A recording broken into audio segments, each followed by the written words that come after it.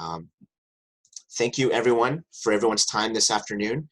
Again, my name is Anthony Yakyek. I'm the Executive Director of the Prince Rupert and District Chamber of Commerce. And we've been doing, obviously weekly calls for a bit here, just providing more information to chamber members, to any business owners, or anyone interested really into learning more about kind of the environment that we're living in right now, in this COVID environment. And so for us, a big topic that was brought up was obviously insurance.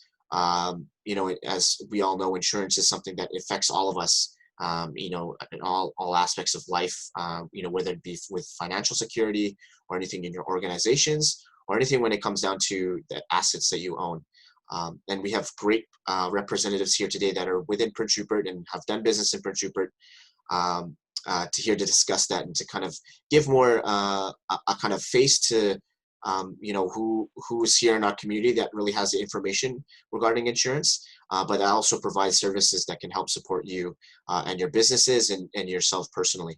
So with that being said, I'll go right to it just to give a quick introduction on who's on call. So we have Ranju Bali with RBC Insurance, Laurie Duffy with Northern Savings Credit Union, Northern Savings Insurance Services, and Dean Whitehouse from AC&D Insurance. And so with that, I'll obviously pass it on to Ranju first to give more of an introduction on herself, and more about her services and what she can provide. Hello, everyone. Oh, hi, Ranju. I think you might be muted again. Sorry. Oh, try that. Sorry. There you go. You're unmuted there.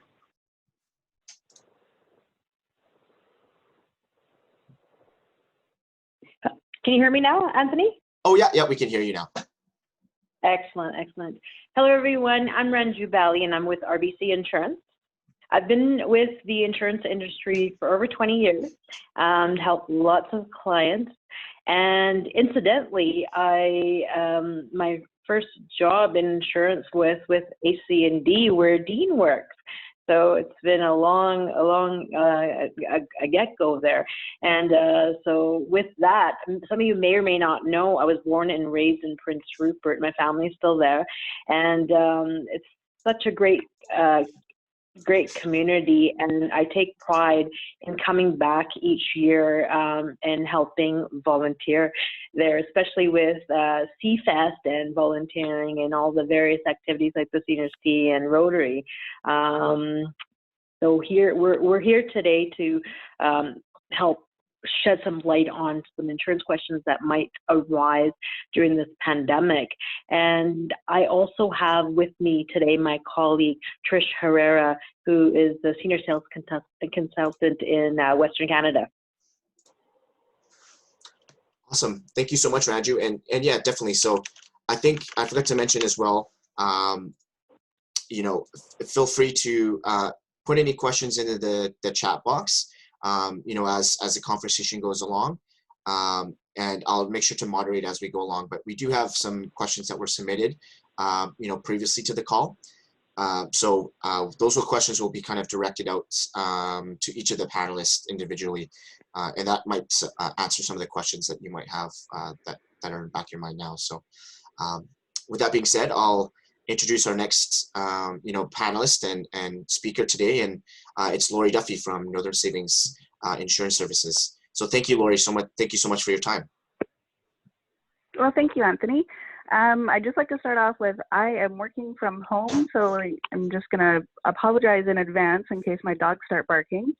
I too also got my start in the insurance career with AC&D as well, where Dean Whitehouse is currently working. I started my career there in 2005, learning about personal lines insurance and ICBC. I have been with Northern Savings Insurance now for 12 years and moved into the commercial side of things about 5 years ago. Commercial lines include all business sectors, including charter vessels, commercial fishing, contractors, restaurants, just to name a few. I have lived in Prince Rupert for over 30 years and have raised my family here. I first moved to Prince Rupert in the early 80s when the town was booming. I have seen the many ups and downs of this town, and this too I know we will get through, although COVID-19 has changed a lot of things in our industry and in all the other industries as well. But I know we'll get through this as well. So thank you very much for having me today. Thank you so much, Laurie. I appreciate that. And last but not least, I'd like to introduce Dean Whitehouse from AC&D Insurance Services. And Dean is also on our board as well. So Dean, thank you so much for your time this afternoon, and thank you so much for sharing your expertise this afternoon.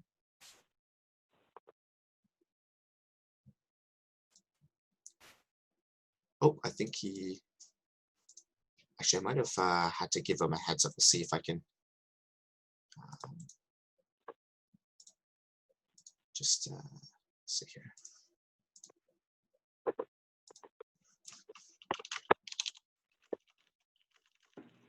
How's that? Hey, Dean, sorry. I forgot to give you a heads up on starting the presentation again. But yeah, I just was mentioning, just wanted to introduce you and let us know, how you made your start in Prince Rupert and your experience with the insurance industry. Perfect, yeah. Well, I've been in insurance just over 20 years. Started like most people in auto, home, and I've been a general manager of an insurance company now for about 15 years. I'm specializing mostly in home and commercial now. I'm pleased to have joined the board of directors with the chamber this year, and always available to answer any questions. I came to Rupert just about 2 years ago on a corporate transfer because I wanted to come up north, and here I am. Awesome. Yeah, thank you so much. And yeah, definitely. And again, just want to let everyone know, feel free to put any questions in the chat box, but we do have some set questions that were submitted to us from other business owners, entrepreneurs, and community members in Prince Rupert, just on some general questions regarding the insurance industry and what it looks now, if there's any changes and things that really we all should be looking out for, for our well-being, for our families, for our organizations, and any, daily assets that we may own and so forth. So, with that being said, if Dean, Laurie, and Ranju are okay, or if you guys are ready to go for some questions. So I think I'll go first. I'll go first with Ranju first, actually. So all the questions I'm going to ask is going to go all through to all three of you. I'm sure you might have the same answers, but definitely feel free to give more of a personal insight into your own, sectors within insurance, or just give a general kind of briefing on something that you may have heard of, or any other answer that might stick out. So, so the first question I was submitted was, has COVID-19 affected the insurance industry? And again, that is general, pretty broad, but feel free to be more specific. And if so, how? So I'll put that in the chat box as well if anyone needs to take a look at that question. So Ranju, I'll pass that question on to you. Has COVID-19 affected the insurance industry, and if so, how? Absolutely, Anthony. We found ourselves in the midst of this public health situation, and it's created a lot of anxiety and uncertainty for everyone. Not only were we there for our clients, but each of us had to deal with our own concerns with our family and friends. The industry has mobilized and adapted to technology, helping Canadians like never before. Insurance was deemed an essential service, and we remained open throughout all of this time. Well, of course, continuing to hold regulatory standards as pre-pandemic. So we had to be resilient and find ways that we can still be there for our clients to help. While we couldn't meet with them face to face, we had to connect with them through other means, picking up the old-fashioned way, picking up the phone and reaching out to them, see how they're dealing with their new norm, as well as availing to modern technology and holding meetings using WebEx, similar to Zoom here. These methods have certainly had some ongoing appeal with a lot of our clients. However, I feel that we feel in the industry, the traditional way of meeting with clients face to face to address their health planning needs or review their existing financial plan is a lot more still effective in getting clients to not only reassure them during this time, but to meet their insurance, their demands. For sure. Thank you, Ranju. And I'll go next to Laurie. Laurie, I'll ask the same question. Has COVID-19 affected the insurance industry? And if so, how? Oh, yes, for sure. Just like Ranjit was saying there, it's changed so much. And, prior to COVID-19, all your paperwork had to be original. You had to meet with your client. They had to sign the papers. And now everything's done by email and fax. And, e-signatures are now acceptable, and photocopies are now acceptable, or email copies, which before was never able to do, which is kind of nice because it is more convenient that way. But you still have the old school ones who, don't operate on computer very well. So then it's more of an inconvenience for them because they have to find someone who will help them with that computer situation and stuff. So although some people find it a lot more appealing to do this, a lot more people are finding it harder to do as well. And we also miss that face-to-face, getting to know our clients and such like that. So it has changed it quite a bit. And there is that fear in everybody too. I mean, last year, if someone walked into your establishment with a mask on, that brought fear into people, but now it's the new norm. So, it has changed things quite a lot.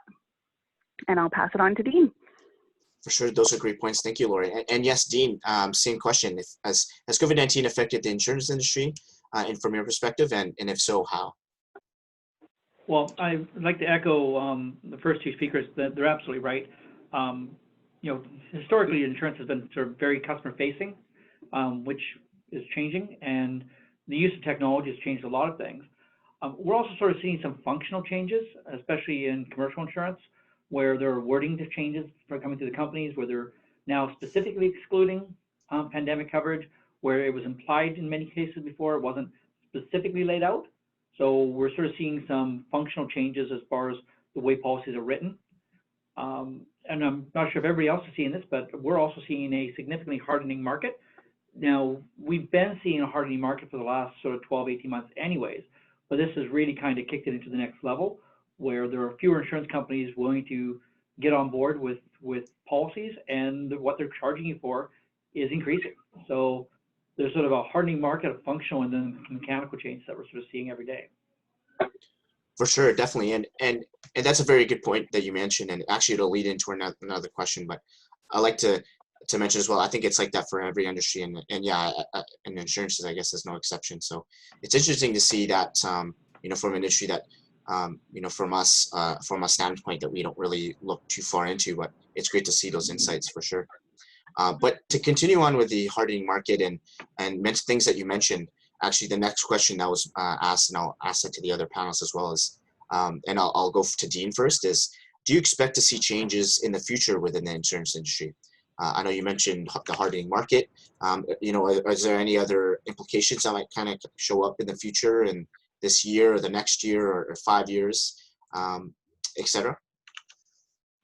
Absolutely. So,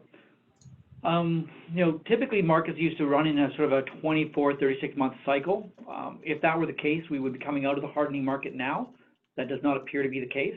So COVID has sort of changed that I think we're going to see it continue to harden for the foreseeable future. So this affects price, of course, but it also affects availability.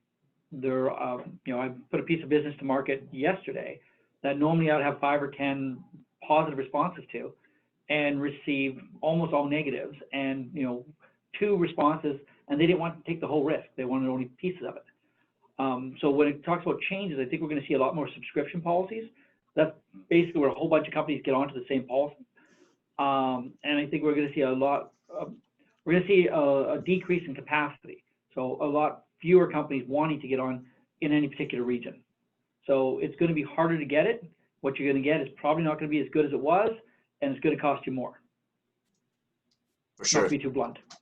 For sure. Thank you for that insight. And I'll pass that same question over to Laurie as well. Do you expect to see any changes in the future within the insurance industry? Yeah, I agree there with Dean in what he said. The market is definitely hardening, and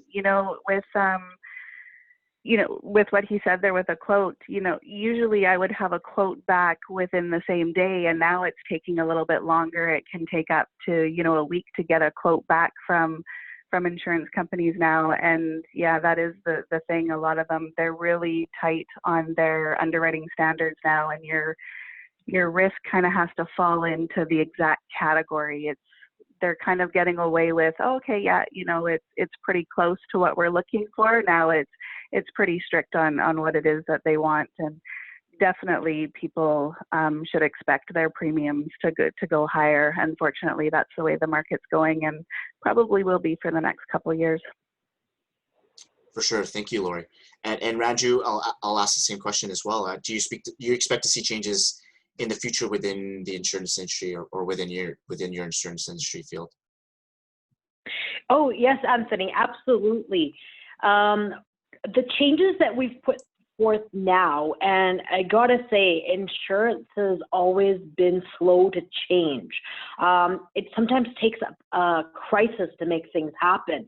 So I'm impressed with the changes that have gone through so rapidly, and especially with all the carriers, basically. However, even more proud to be working with RBC Insurance. Things that took so long to be put into place, procedures are all out there within a lick of a stick. Like we're seeing changes so rapidly that we are just turning our heads every single minute, and there's a change. But it's phenomenal to see that, and I have seen that people, as we've noticed with the lockdown, a lot of people have been sitting at home and they've started new projects like renovations, as well as cleaning out that attic or something.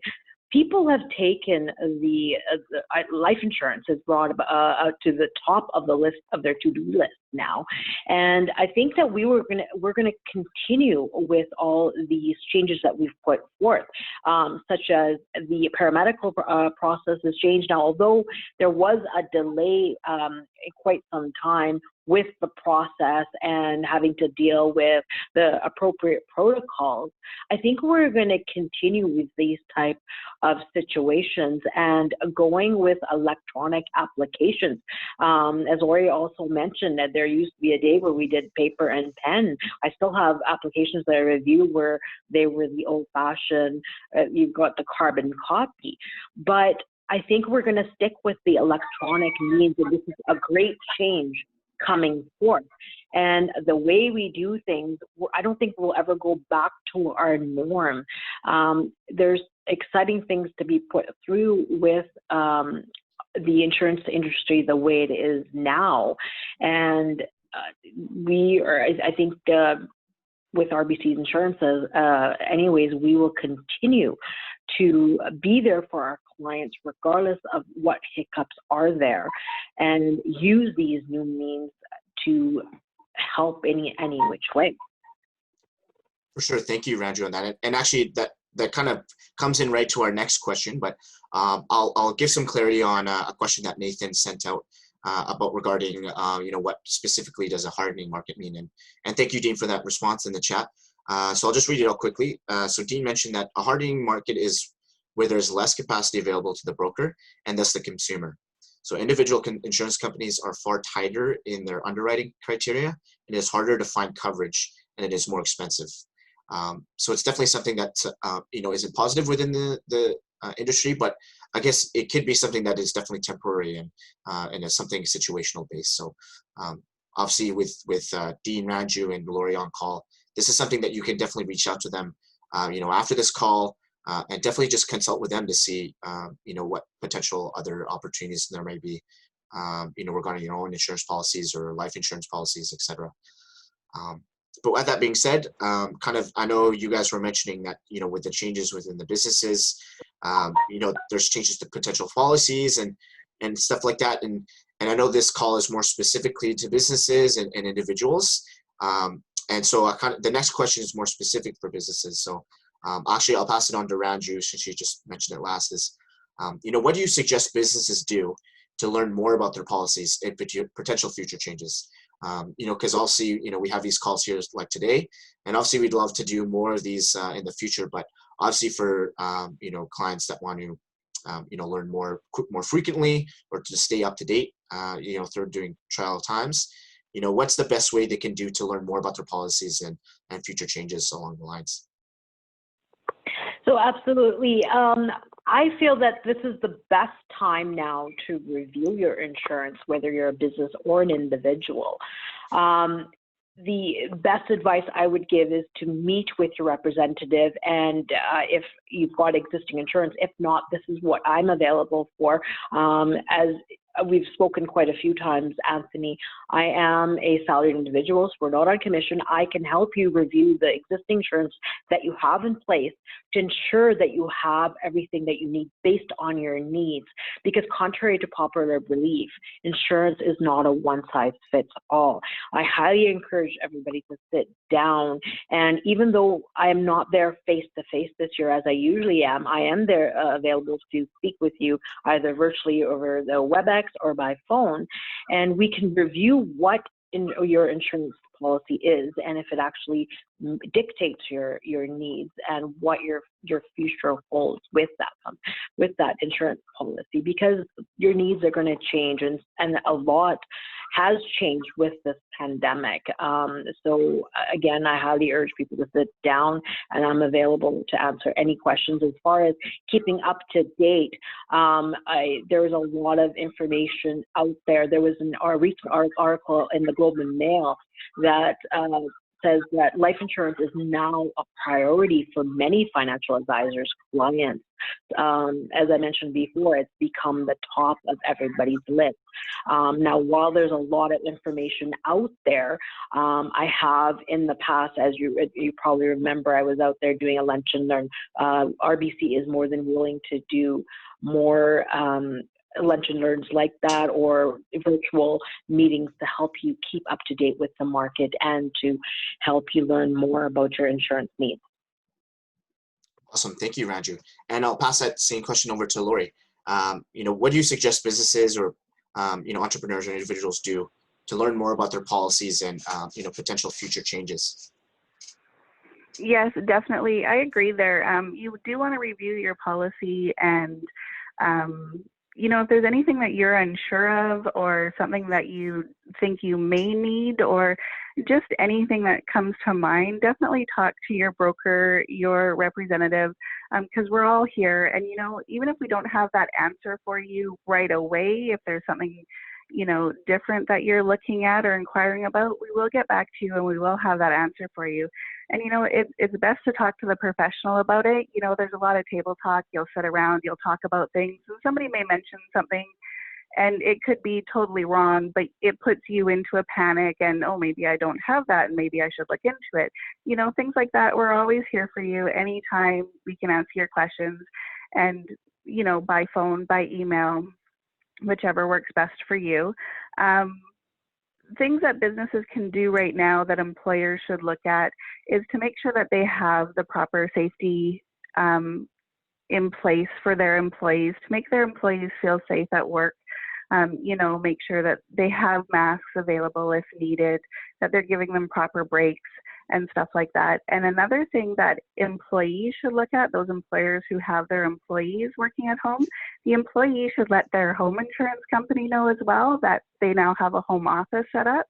And employers should look at ensuring that all of their software has the up-to-date security to avoid any cyber breach, especially those working from home. Thank you, Laurie. That's a very good point. Thank you so much. And again, I'll pass it over to you, Dean, as well. What do you suggest businesses do to learn more about their policies and potential future changes that we mentioned? So I think that and I agree with the other speakers. I think the first thing is to talk to your agent. Even today, I'm in the office today, I'm going over a policy and I'm trying to go through the coverages, and the only thing that my customer wants to hear is what the price is. And absolutely, price is a huge issue for many of us, especially now. But it's really taking the time to understand the policy, asking questions. It's a bad analogy, but in some ways we're kind of like your doctor. We don't we don't know everything unless you tell us. So have an open, direct conversation with your agent. Let them know what's going on in your business. And if you can write down your questions in advance, or if you have questions after the fact, call, email. I did 2 Zoom meetings this morning, so we're completely available through any medium you're comfortable in. Awesome. Thank you so much, Dean.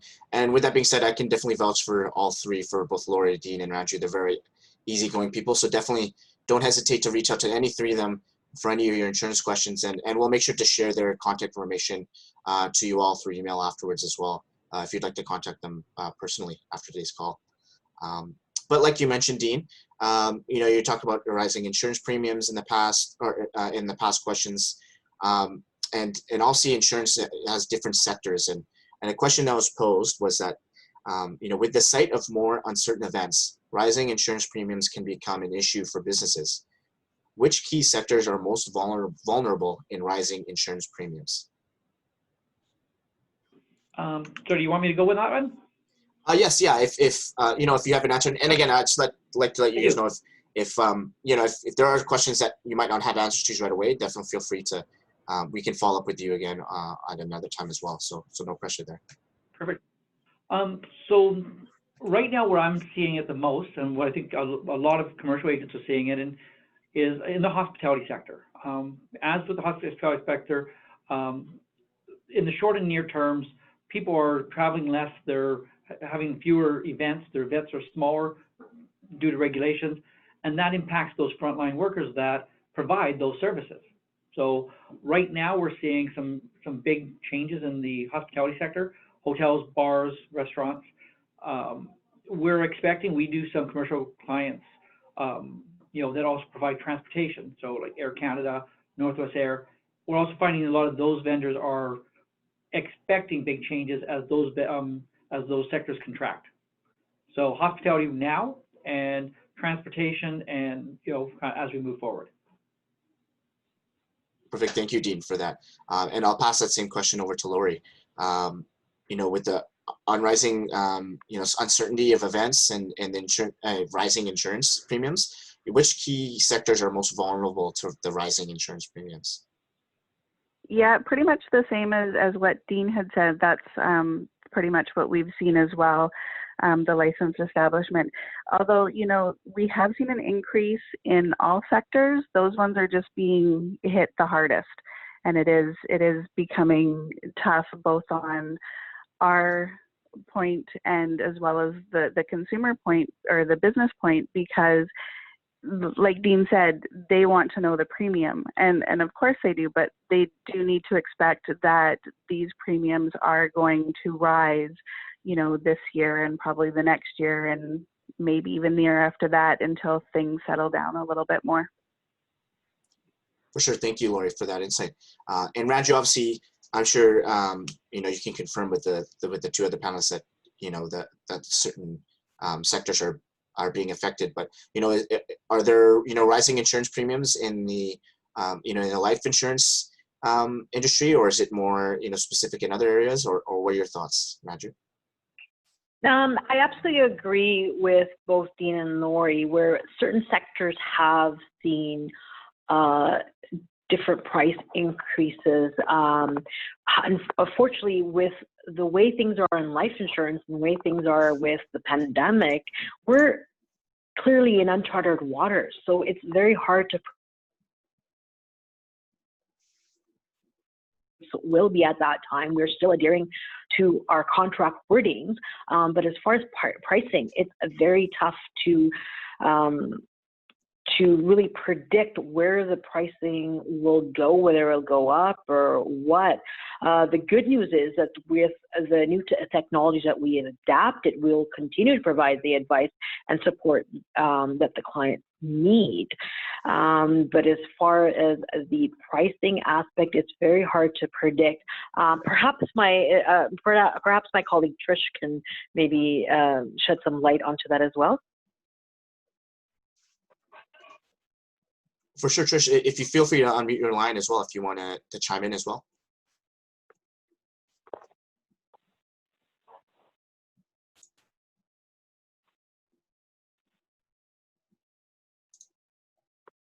Oh, I don't think we can't hear you just yet. I'm not sure if the mic is working here.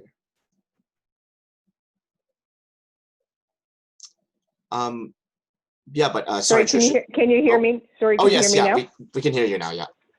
Apologies about that. No worries. Just no worries. So to add on to Ranju's point and Laurie and Dean, it is really sector dependent, and we are in an environment at this point that we can't see where we are going to be right now with the fallout of COVID-19 and how that will affect mortality and morbidity rates of individual insurance for life, or whether it's disability or life insurance. So we're at a point where we're maintaining where we are. We've adapted to technology and adapted to the environment.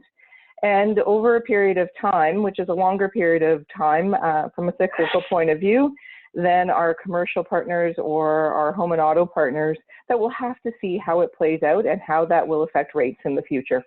So at this point, we can say we're maintaining. We may see rising costs over time, but that there's more factors that affect life rates and living benefits rates than it would in other sectors. Right, for sure. And thank you for that. I appreciate that insight. Thank you, Trish, for providing that clarity.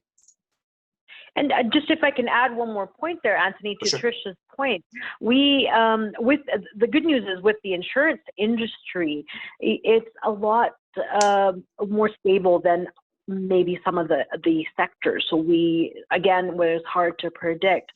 However, we are maintaining a lot more of the rates at this time, but we're noticing that we're still around and insurance is stable. For sure. Thank you so much, Ranju and Dean, Trish, and Laurie for providing those insights. And I agree. I think a lot of other industries are kind of affected in the same way, in the sense that, you know, there are a lot of other uncertainties. But again, just keeping you know, up to date with your policies, and obviously contacting Ranju, Dean, and Laurie on things that you're unsure of is probably your best way to really be informed on kind of all the changes and premium rates and stuff like that. So with that being said, I think this might be like a kind of one-go answer, or it might be very general. But a question that was kind of asked, and that was asked quite frequently, was that you know, what are the factors that affect premium rates? And I know you mentioned, Ranju and Dean as well, that, you know, it's very dependent. It might be specific in other industries, but in general, like, what would be some certain things that would affect premium rates? And is there a possibility on, you know, what can be done to lower them, or if it's more really dependent on the environment that, you know, the economy is in? And I'll actually just I'll pass it over to Ranju. Ranju, if you want to have a comment on that. For sure. And as we mentioned, it's very difficult to predict. However, traditionally, life insurance rates were always predicted based on mortality and morbidity rates, as well as gender and smoking status. But it also does, in the future, we don't know, again, it could be affected by the environment. Other than that, maybe Trish, if you have anything else to add to that. No, I think your point is quite clear. Individual is based on gender, smoking status, health history, lifestyle history, and it is a little bit more specific to the individual. And we're living longer, we have better health systems, and those factors do affect rates. So again, with COVID and how that will affect health and long-term life for individuals, it's hard to say where we'll be, but at this point we're maintaining to see what the future holds in these uncertain times. For sure. Thank you, Trish. And actually, I'll pass it over to Laurie as well. You know, what are the factors that affect premium rates, you know, within the, you know, insurance industries that you work within? And what are some environmental factors or you know, economic factors that might be that could potentially lower the premium rates? Yeah, definitely, our economy and things that are happening in the world do play a role on that. But another thing that also plays a role in the insurance premiums are claims. We had all those wildfires, and not just in BC, but we had them around the world. The earthquakes and all the natural disasters that happen, those types of claims also play a role in premium rates. And companies, just year after year may have a rate increase as well. They may have stayed steady for the past 5 years, and then with the market hardening, they may need to increase their rates as well. That also plays a factor into it. One thing that businesses can do to lower their premiums is to raise their deductible. People who have, $1 million businesses may, they may not put in a claim for less than $10,000. So maybe you want to increase your deductible to $10,000 just to save you on your premium. Those types of things can also be done. So it's well worth talking to your broker about and seeing what you can do to lower your rates. Perfect. Thank you, Laurie. And I'll pose the same question to Dean as well. What are the factors that affect the premium rates within your industry, and what can be done potentially to lower them, in the future? Yeah, well, I agree with Laurie. A lot of what everything she said was right there. I'd add a few things that a lot of the factors aren't really controllable by the consumer, right? The cost of reinsurance, because we've had claims all around the world for the last 36 months. But things that are that the consumer can affect, and deductibles is a huge one. Risk management. So, if you have commercial building, do you have sprinklers? Look at all the things that the insurance companies will give you discounts for because you manage your own risk. Are you updating your locations? Is the roof over a certain age? Is the hot water tank over a certain age? Have you done the normal necessary maintenance of your property that will also get you better rates? So manage your risk, maintain your buildings, and an increased deductible can be anywhere from a 15 to a 25% discount right off the top. Huge. First thing, talk to your broker. Awesome. Thank you so much, Dean. And actually, that leads right into one of the last questions that was submitted online, and it's fairly general, and I think you can answer it any other way that you guys like to do. Is essentially, as you as an insurance broker or an insurance representative, what advice would you give to those on call or to those that might be listening right now? What advice do you give them on the process of getting insurance, or what to really look out for, or what piece that might be, unbeknownst to some, that are just, regularly going through the regular process of what they think insurance is like. So essentially, what advice would you give to those on call today? And I'll go with Dean first, since Dean was last time. So Dean, what advice would you give? If I could give people any one piece of advice, it would be, know what you're buying. If you're a new consumer, if you're buying a business, buying a commercial building, know what you're buying. When your agent says, because they're going to have a whole bunch of questions because they want to get you the best rate. And they do that by making the best case with the insurance company. So when you go in and you say, yeah, I bought a building, I think it was built in the 20s sometime, and that's all you're really forcing a much higher premium. So the more information you can give your agent, the more they can do for you.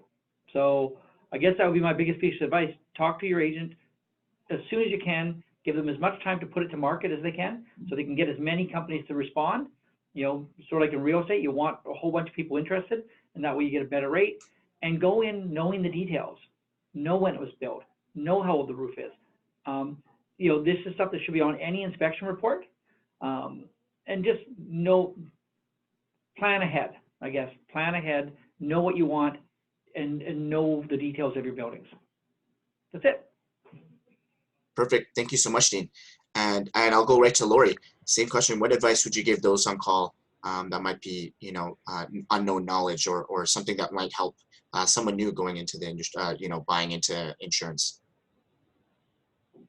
Definitely, I would have to repeat what Dean said there. And, don't come in, you know, you've bought the building a month ago, but, you know, it closes tomorrow, so now you need insurance. So at 4 o'clock the day before you come in to get a quote, we're not going to be able to find anything for you. We do definitely need the time to, like Dean said, to search the best price, not only the best price, but the best product for your business. And you do want to come in with all of your information. And at this point in time with COVID and everything, you do want to give us as much time as you can and be patient, because it can take a little while for us to find quotes for you and a product that is going to fit. Like Dean said earlier, that a lot of policies may be going towards subscription policies where, you know, one company will take on the lead, but we do have to find other companies who will take on part of that risk as well. And that is very time consuming. So you definitely want to give yourself a lot of time, come in knowing what your product is and knowing exactly what you are going to be doing with that building, the type of business that you're going to open, and don't leave anything out. You know, we don't want to have 6 months down the road that we see you advertising for something else that you're not insured for. So you want to make sure that as you make changes to your business, you also need to let your insurance company know. Perfect. Thank you so much, Laurie. And Ranju, same question. You know, what advice would you give to anyone on call today regarding insurance, you know, when they go to renew or purchase? You know, what kind of advice would you like to give? Again, just as Dean and Laurie had mentioned, sit with your advisor, have some patience, take that time out, because insurance is very important. And as I mentioned earlier in the call, what our jobs are as insurance advisors at RBC is we build the customized solutions, because everybody's insurance needs are different.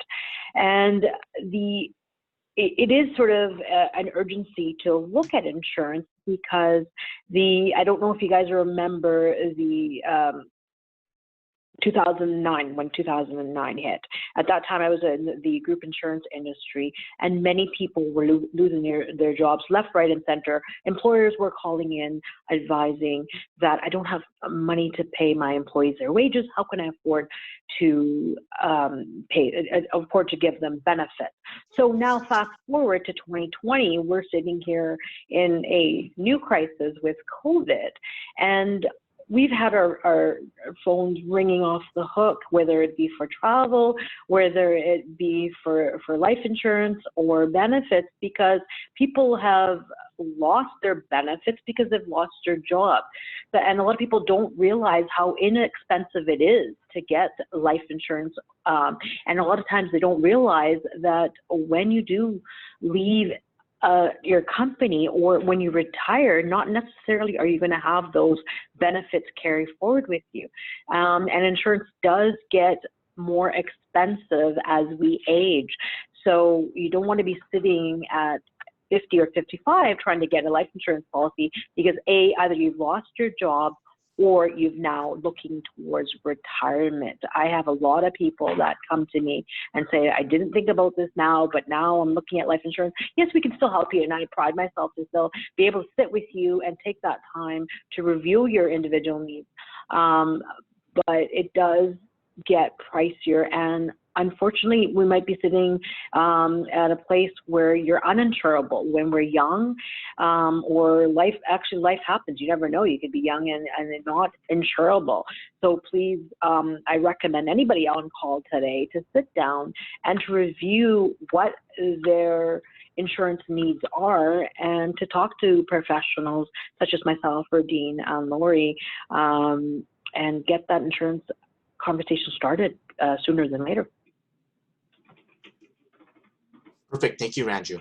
And that's it for the you know, online submission questions. I do want to just open up to the chat, or to anyone you know, on the call today, to just feel free to unmute your lines, and feel free to ask a question to either Ranju, Dean, or Laurie. So I welcome anyone to submit any questions or unmute your lines. Oh, I just got questions from Janet here. So I'll open up the questions to both Ranju, Dean, and Laurie, just to to save time, if any one of you want to answer it specifically, or just feel free to jump in. But one of the questions that was asked was, what are the how does the insurance buying process work? For example, what are the key aspects to look for, like if anything, like average costs or anything like that? Essentially, you know, what kind of process is kind of the best for within the practices of insurance? I can jump in on that one. So just going to go from the top. So what is the buying process? Well, the buying process is, of course, identify your need. You need insurance for commercial building, or your home, or your car, or your group benefits, or your life, or whatever your insurance need is. You identify that. You contact an agent that sells or is knowledgeable about that product. It's sometimes hard to talk about average cost because every situation is different. So although there's certainly ballparks, you know, somebody who's buying a home insurance for the first time, and the house is 110 years old, as we commonly get here in Prince Rupert, and there's no meaningful updates done in the last 60 years, they can't compare their house price to the one immediately next door to them, where all the updates are done, and the people living in the home have been there for 20 years and have had insurance that entire time. So average price isn't really a thing in general insurance, I don't think. I'm not a life agent, so I can't really comment on that. And it says, how do you know what your business needs to buy? Well, again, that's part of a conversation with your agent. So let's say you have a commercial building. So we need to cover the cost of the rebuild of the building. Maybe you rent that out to tenants. So we need to have commercial liability for your to cover if somebody gets hurt in the building. So you'll walk sort of through what your operations are, and those operations will dictate what kind of coverage you need. And it says, how does it look to review your insurance? So again, as a layperson, it's pretty hard to look at your coverage and determine if there are gaps in coverage, because you wouldn't necessarily know what the coverages are available. So again, not to be a broken record, that's a conversation with your broker. You know, what are the common coverages in this class of business? You know, does this company offer all those common coverages? Because not every company offers the same product. Does this company typically have good prices for the coverages I need? You know, typically for most consumers in commercial insurance, they're going to be looking at some form of commercial package, which kind of bundles everything together at a better rate. But that may not be perfect for you based on your individual needs. Yeah, and that looks like the end of it. Oh, perfect. Thank you so much, Dean, for being you know, really insightful and answering that full question. And sorry, yes, it's Laurie, Ranju, feel free to jump in on that if you'd like as well. But I'm not sure if you could see the chat box here. That's what Dean was reading off of, but I can read it out for you guys if you like, if you feel free to comment. But so the question that was asked was, it was in 3 points, is how does insurance buying process work? What are the key aspects to look out for example, like average costs? The other question was, how do you know what your businesses needs to buy? And how does insurance look like to review your, or how does it look like to review your insurance and see gaps of key insurance coverages to buy? So essentially, when you're looking at your policy, you know, what should be things that you should look out for when you're looking through your policy? So Yeah, I agree with, oh, sorry, go ahead, Laurie. Nope, you go ahead, because I was just going to agree with Dean. I wouldn't have anything else to add except for, you know, just to reiterate what he had said about talking to your broker. So you go ahead, Ranju. All right, thanks, Laurie. So yes, I totally agree. I mimic what Dean has said. Sit down with your broker, understand what coverage you do have. I sit with clients many times, and I ask them, number one, why did you get this insurance policy? Just, you know, to ask them what their need was. And everybody does have their own insurance needs. Back to your insurance is going to be different than your neighbor's brothers or sisters. But I'm surprised at how many people don't understand what their coverage is. And I asked them, why did you purchase it? Some of them might say, well, I just wanted a peace of mind. I want my family covered. But some people will actually say, I'm not sure, it's because the insurance agent advised me to. But I urge everybody on the call here to please review your needs with a broker. Sit down with a broker, whether it be commercial needs, life insurance needs, because our biggest assets are ourselves and our ability to earn an income. I highly urge everybody to sit down and understand what the coverage it is that they have. And I will sit with my clients, and I'm happy to also, with anybody else that's on the line here, sit with them and help them understand what sort of coverage they do have. And I may not have all the answers, but we have a whole network of people at RBC that we can sit with and help you to review it. And as Dean mentioned as well, sit with your trusted advisors. Awesome. Thank you so much, Ranju. And again, I'll give a kind of a last moment as well for anyone that wants to unmute their lines or put any questions in the chat box. We have a little bit of time left, so feel free to submit your questions.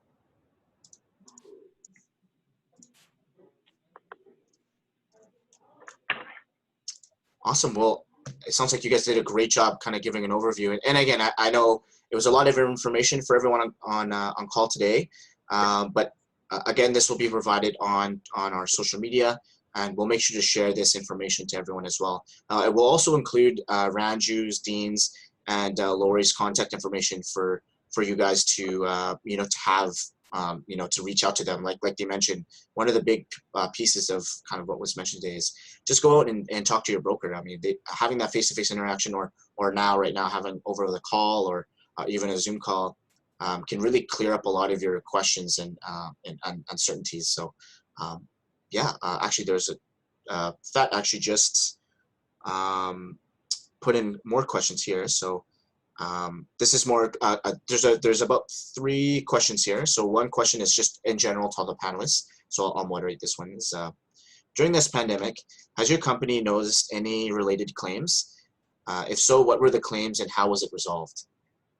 So I'll go with Laurie first. So Laurie, if you want to answer that, so the question again was, during this pandemic, has your company noticed any related claims? And if so, what were the claims and how was it resolved? No, we haven't seen any claims in regards to the COVID-19 at all during this pandemic.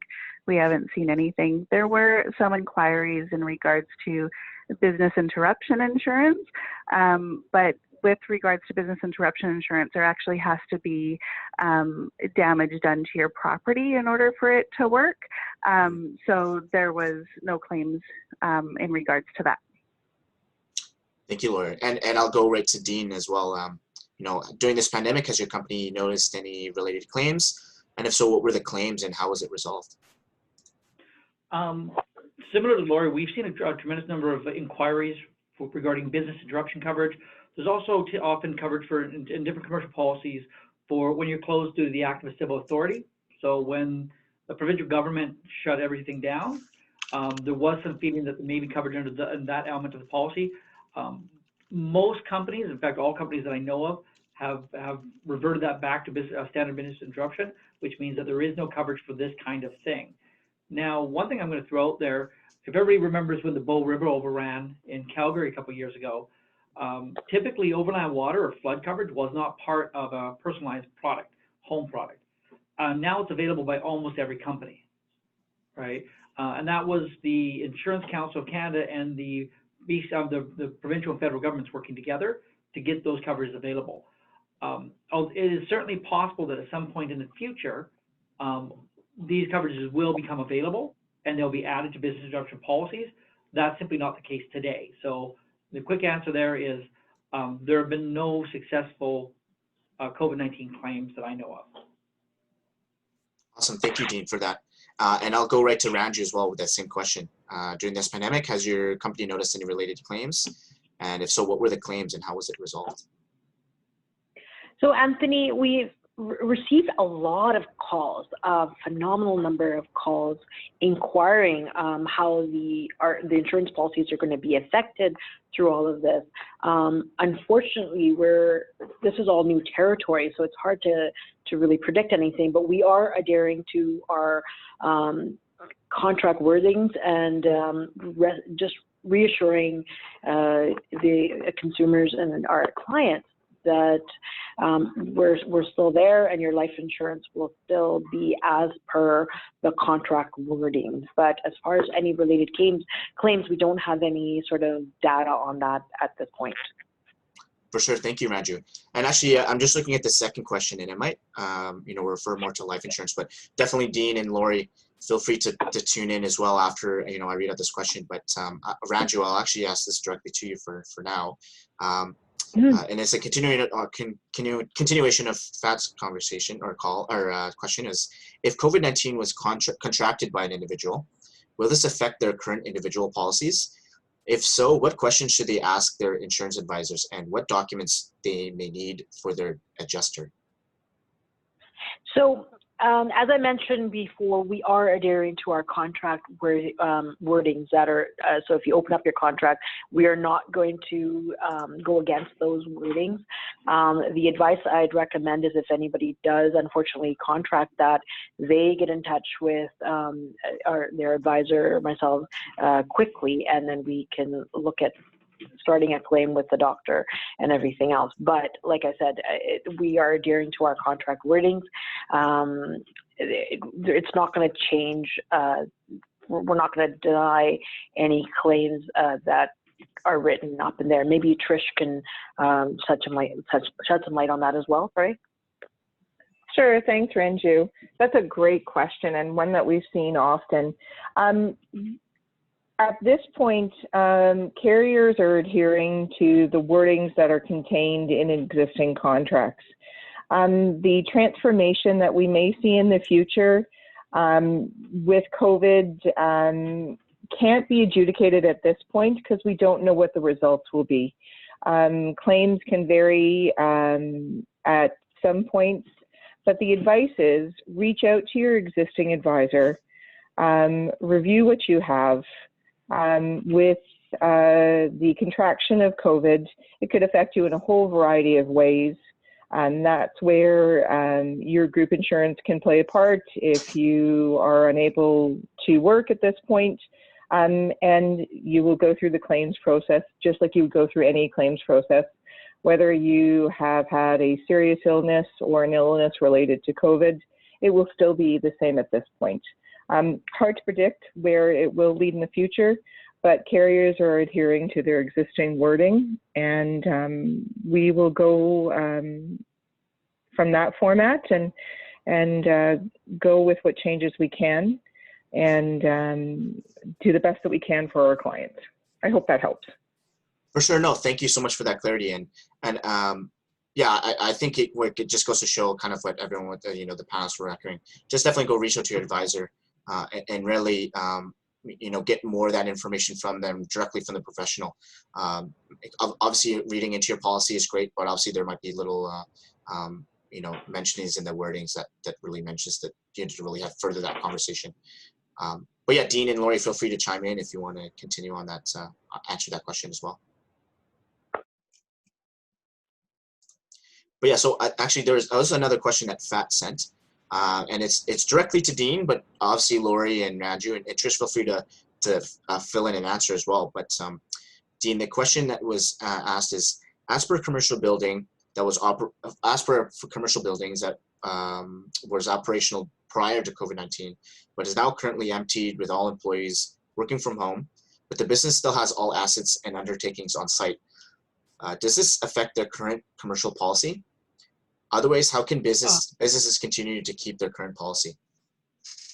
Yes, it does. It absolutely affects the current policy, but not necessarily negatively. So it's more going back to more information is better. So what you'd do in this case, you'd inform your agent that the location is now essentially vacant, right? There's nobody operating in the building on a daily basis.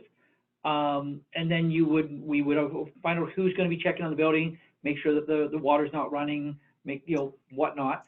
And once we have that responsible person designated, who's going to be checking on the building every couple of days, we pass that information on to the insurance company, and they give us what they call a vacancy permit. That's going to continue to cover the contents of the building, depending on the policy, and the fire damage, the fire coverage on the building itself. You can also then extend liability to those individuals working from their home, depending on what their business operations are. So absolutely, it's important. Absolutely, you got to tell your agent. But no, you should absolutely be able to keep your policy and continue to insure your building and assets as they previously were. Awesome. Thank you so much, Dean. And with that, I know we're just about 1 minute over time. So I'd like to thank Ranju, Dean, and Laurie as well as Trish for providing some insight as well, for all the time that you guys provided for us, and to accepting coming on a call and providing you guys' knowledge of wealth here on call. I think this is definitely great, for those on call and for those that are tuning in, prior or after we post this online. We will share their contact information because they are great contacts within Prince Rupert that are local. And you can get quick answers just by contacting them. Like they mentioned, it's really easy, as simple as just picking up the phone and giving them a call to really get more information, with a professional advisor. So again, thank you, Ranju, Dean, and Laurie, as well as Trish, for all your insights today. Thank you so much. Thank you, Anthony, for having us here. Thanks, Anthony. For sure. No, Thank definitely. you. For sure, definitely. And again, we'll share their contact info if you have any other further questions. And just make a quick note before we head off. We are planning another local procurement call. Again, this is off topic, but this is something within the realms of kind of more knowledge-based topics. We're going to be doing a local procurement call next week on Wednesday, August 19th from 3 p.m. to 4 p.m. So the same time next week. And Janet just posted it in the chat of the registration link. But essentially that call is a continuation from our last week's call that will really kind of go more forward into the discussions that were mentioned on call with some of the restaurants and some of the other local groups on call that were really keen to kind of continuing the conversation of local procurement and buying local, how we can potentially tackle delivery costs, food security / farmer markets, if that's a viable thing in Prince Rupert, and how can for us as a chamber support it, as well as marketing, marketing similar products within similar niches in Prince Rupert, and how can we facilitate that. So we'll be having those conversations next week, and we really hope for as many voices and as many opinions as possible, because obviously it's a very large topic, and we want to get as much information as possible to really find strategies for us as a chamber to help solve some of those issues in Prince Rupert. So the more partners, the better. Again, thank you all so much for joining in today's call. Thank you, Ranju, Dean, and Laurie. I can't thank you guys enough. And again, contact them, any one of those three, if you have any other further questions, because obviously with the time of uncertainty, insurance is a huge topic that we have in mind as business people, as entrepreneurs, or even as individuals with life insurance. Definitely go out and contact them. So with that being said, thank you all. Thank you all for so much for your time. Thank you for 3 minutes in this afternoon, and I hope you all have a great afternoon, evening. Thank you so Anthony. much. Enjoy the day. Thank you so much. Thanks, Anthony. Thanks, everyone.